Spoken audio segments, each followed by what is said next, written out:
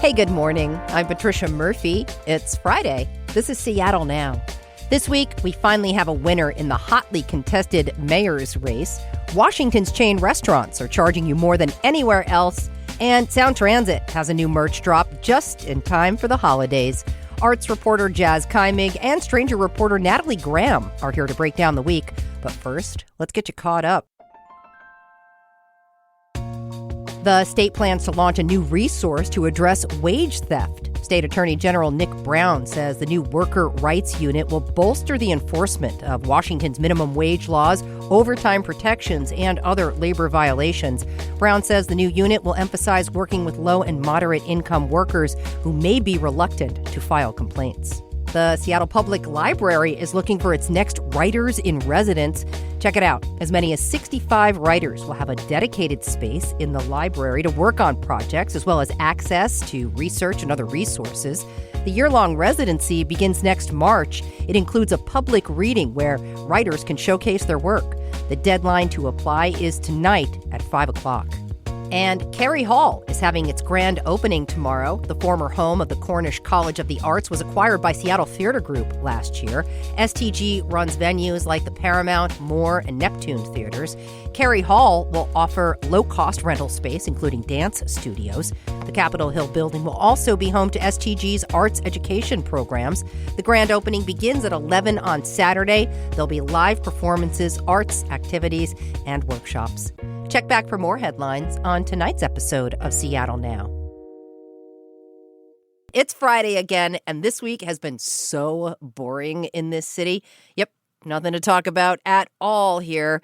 Jas Keimig is in the studio. They're a writer and critic based in Seattle. Jas, nice to see you. What's up? How are you? I'm all right. How you doing? Good. Okay. Nathalie Graham is here. She's a reporter at The Stranger. Nathalie, good to see you. Good to see you. Thanks for having me. Okay, you two, before we dive in, good luck getting your unlimited soup, salad, and breadsticks at a reasonable price. A study of chain restaurant menu prices conducted by the Washington State Hospitality Association says Washington's prices are higher than in any of the contiguous 48 states. The study looked at 20 different chain restaurants with a variety of service options. Olive Garden, Pizza Hut, Taco Bell. They learned that eating out in Seattle costs 17% more than it does on average across 20 major U.S. cities. If you've eaten out, this probably isn't surprising to you, but I'm going to guess that this is not a big eat-out crowd. So is this surprising to you? I eat out in Seattle, sure, but I don't eat out really at chain restaurants. I think the only time I went to Olive Garden was for my 21st birthday. No, we went together. Do you remember? Oh my gosh. We went together for a Valentine's Day piece of The Stranger in like 2018 or 18, yeah. Yeah, that was actually the last time I ever went to Olive Garden. Okay, so I've been to Olive Garden twice. Okay. I do eat out, and I'm used to a burger costing $15. It's just kind of I'm the frog in boiling water here. Yeah. Jas? No, I eat out a lot, like more than I really probably should. And I think it's just because it feels like groceries have become also just insanely expensive. And so if I end up buying them and then not cooking with them, it just feels like a waste in a way, you know? And I have something that I call like the Big Mario's Index, where I track the price of the slice of a piece of pizza from Big Mario's. Smart. Which is like very, like, I love Big Mario's. I'm not trying to hate on them, but it's very like down the middle of the line pizza. And I think I paid like $7 for a slice last night. Okay. So I feel like, yes, things have kind of gotten out of control. How much of this has to do with the outrageous prices at the Queen Anne Taco Bell? I think they're doing probably not a newfangled thing, which is jacking up prices in a part of the city where people are spending money. So around Seattle Center, around where people are already shelling out big bucks to go to concerts, to go to Kraken games. I think they're capitalizing on, you know, people are going to spend money. What's a $13 Crunchwrap Supreme?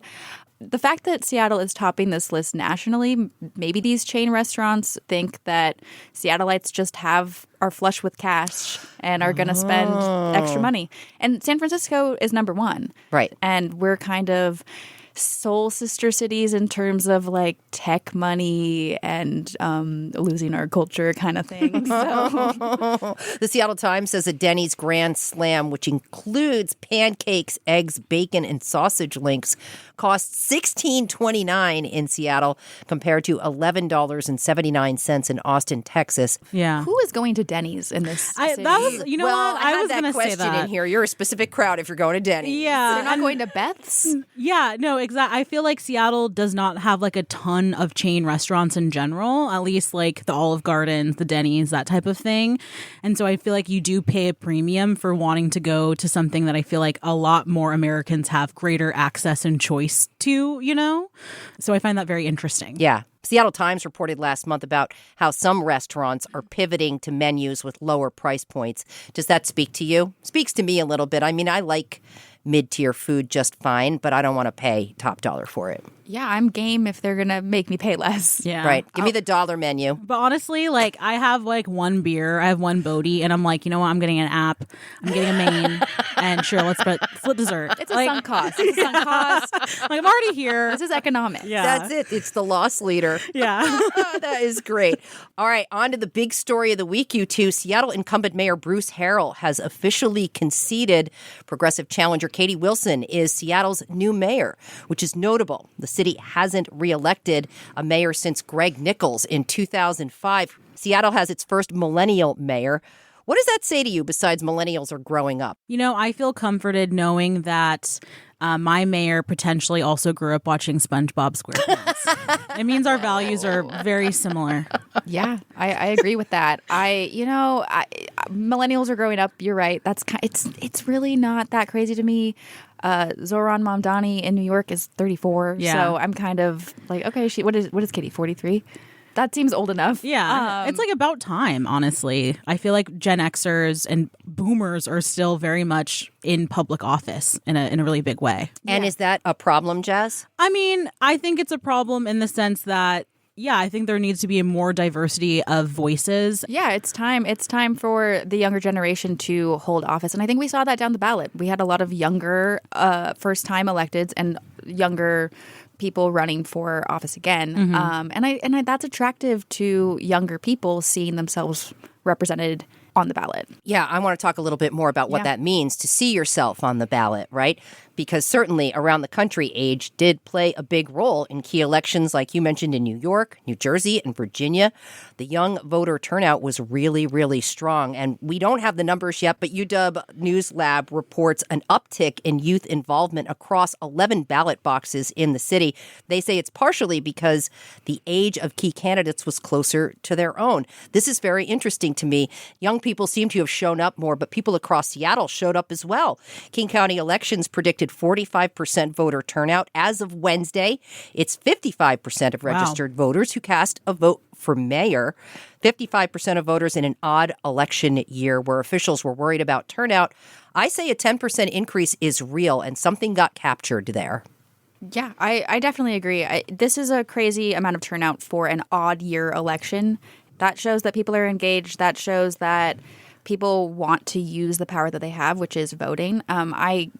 I got to assume the national political landscape is playing a role here where people are kind of fed up and are trying to do what they can to make their voices heard. The biggest shock of this election is just how far the pendulum swung in Katie Wilson's direction.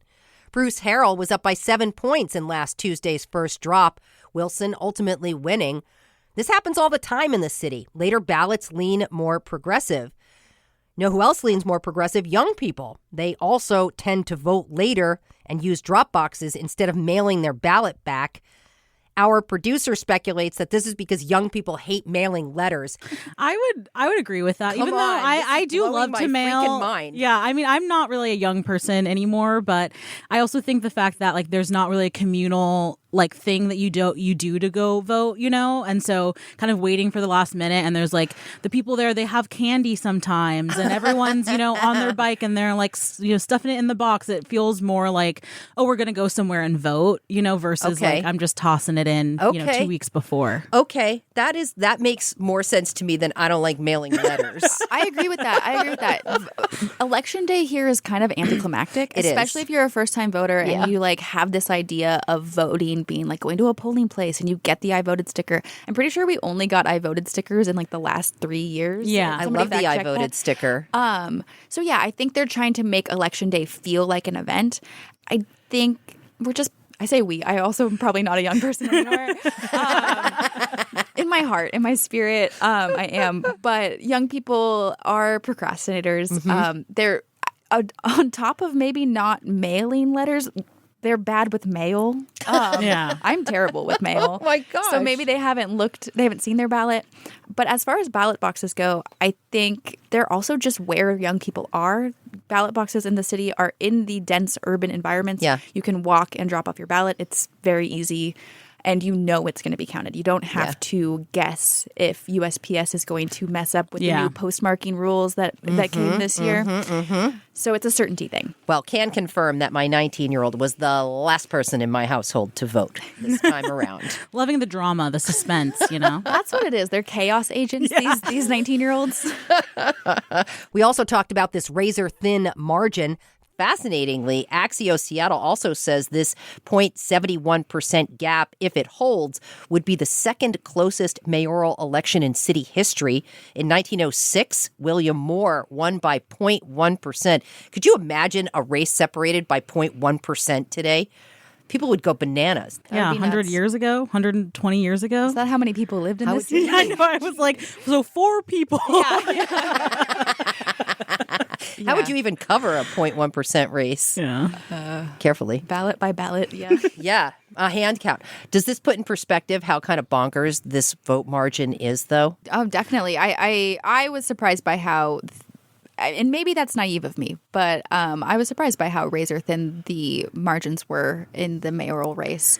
Especially because she really trounced Harrell in the primary. It felt like it really was I don't know if it was super huge, but it felt more significant. But I do think that maybe a lot of Harrell voters did not turn out in the primary because he's the incumbent. They probably assumed he would win. The PAC money in support of Harrell and his campaign contributions, I think, accounted for almost $3 million. And a lot of that went to attack ads. A lot of those aired during the American League Championship Series. For all you baseball fans, you probably saw Katie Wilson is inexperienced ad. Yeah. And I think to a lot of not plugged in voters, it worked. Well, even though Harrell has conceded the election is not technically over at this point, some people's votes may still be sitting in limbo right now. They may not sway the election, but there are ballots waiting to be cured as we speak. Natalie, you wrote 2 pieces over the past few days, elegantly titled "Your Ballot May Not Have Been Counted." No, seriously, your vote may not have been counted. First information, then a warning.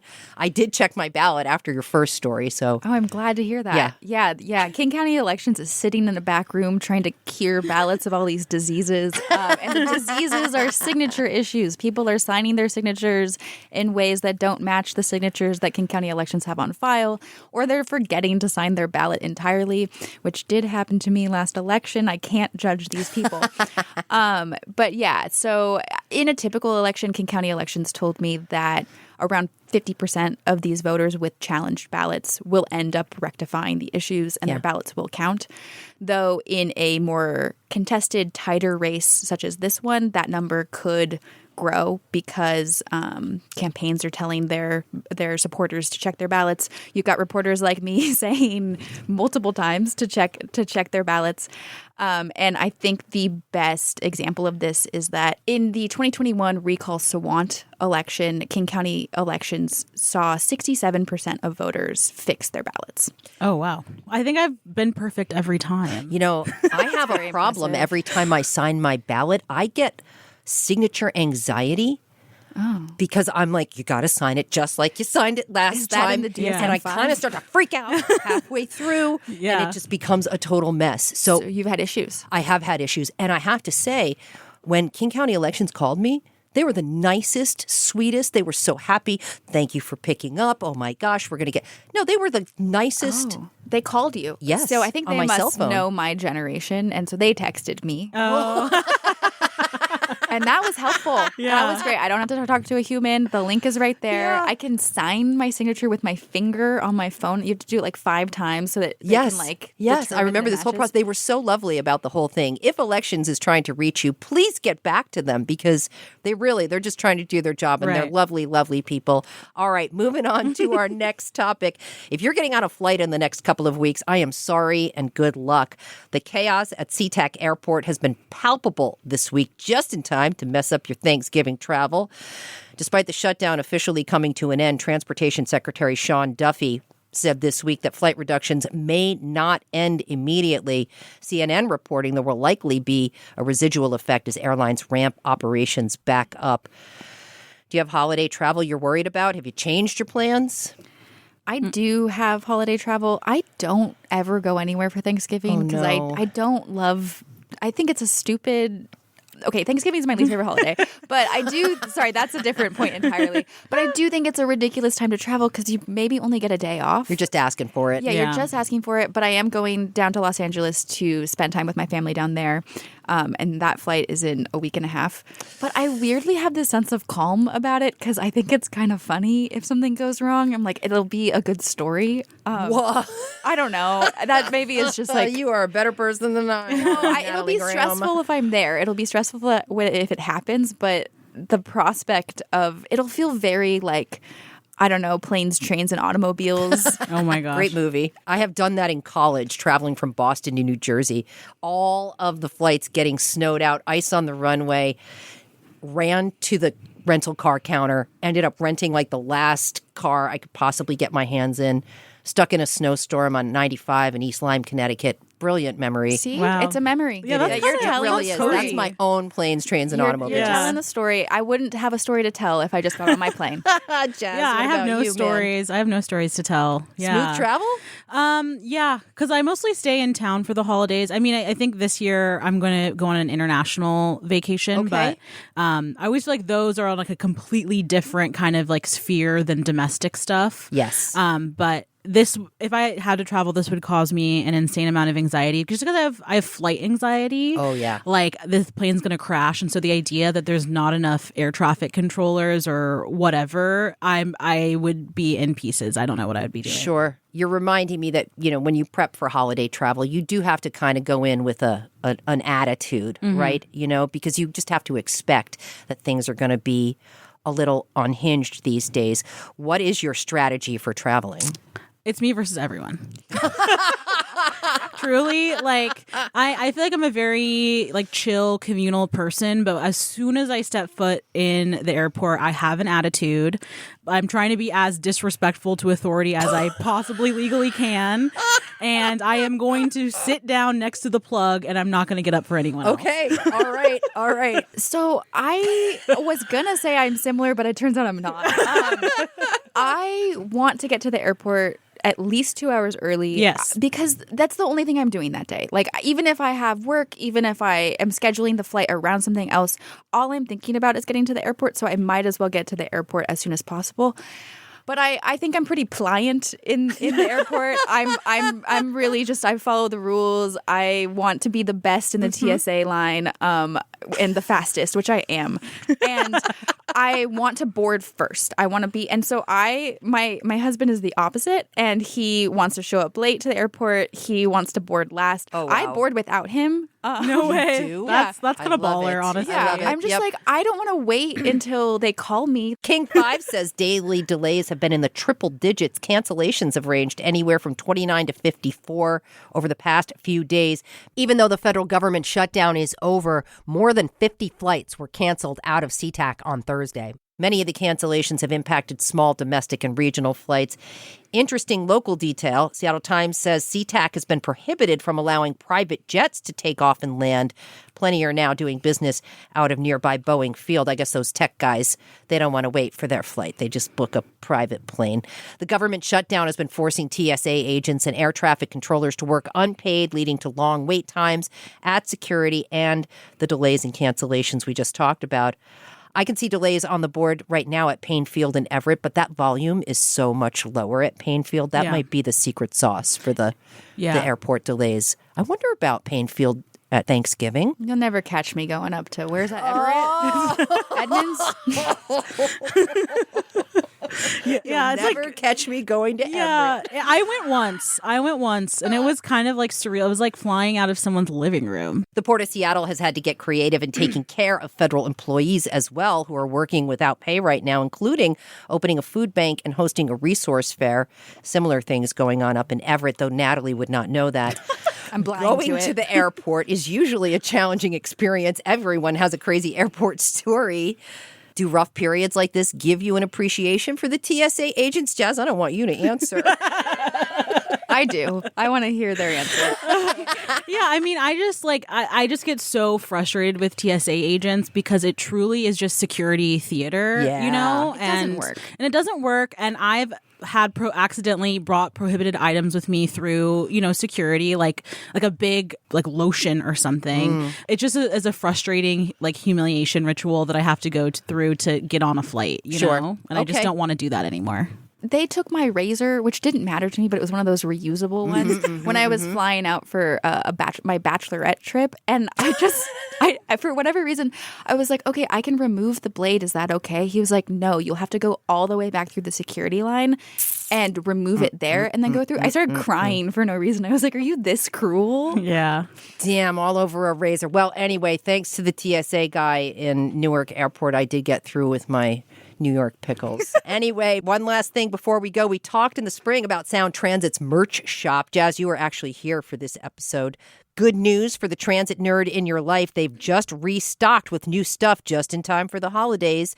2 new collections, one celebrating the Federal Way expansion that opens in December, and one festive drop for the holidays. Either of you have anyone on your list who needs a Sound Transit snowflake sweater? Me, I guess. I think I'm like the person that uses public transit the most in my family, at least. I remember I was on last year when they dropped it, and I feel like I was pretty harsh on them. You were a little hard on it. Yeah, but I mean, I think it's, again, like the Seattle Department of Design, I think just really spoiled a lot of, public transit lovers with how deep and how thoughtful they went back into Sound Transit's archives to find different campaigns and stuff like that. And I definitely feel like this drop is a step above what I remember last year's to be. Okay. Getting closer, maybe. Yeah. They're made out of buses and light rail and sounder cars, Natalie. You're right. It is clever. But I think my critical lens here comes from a place of wanting more. Like Jas was just saying, I don't know what happened to them. The Seattle Department of Design. It was I think one of them moved. Okay. It was this little shop of just people who decided to make really cool graphic design and merch for niche Seattle departments and little pieces of Seattle history. And it just had taste. It was cool. That's what I long for. I long for merch I would wear, and I would not wear this. And okay. It just, yeah. And honestly, I still see people with Seattle Department of Design tote bags around the city. I wore my sweatshirt, my King County Metro Seattle Department of Design sweatshirt yesterday. It says, "I'm no dummy, I ride the bus." Yeah. All right. Well, the Seattle Now team's biggest complaint from the spring was that there was a 2-line hat, but no 1-line hat. That's been remedied in beanie form. The holiday line comes complete with Sound Transit wrapping paper. Okay, I like the wrapping paper. I didn't see the wrapping paper. Yeah, that's a good idea because I use Christmas wrapping paper year round. All right. Because I don't care. No, I think that's great. All right. My question is, how many snowflake sweatshirts, wrapping paper rolls, little beanies will they have to sell to fill the $30 billion budget deficit? Hey, shots fired. That's a lot of boops and Santa How many hats. snowflake sweatshirts will it take to build light rail to Ballard? Perfect.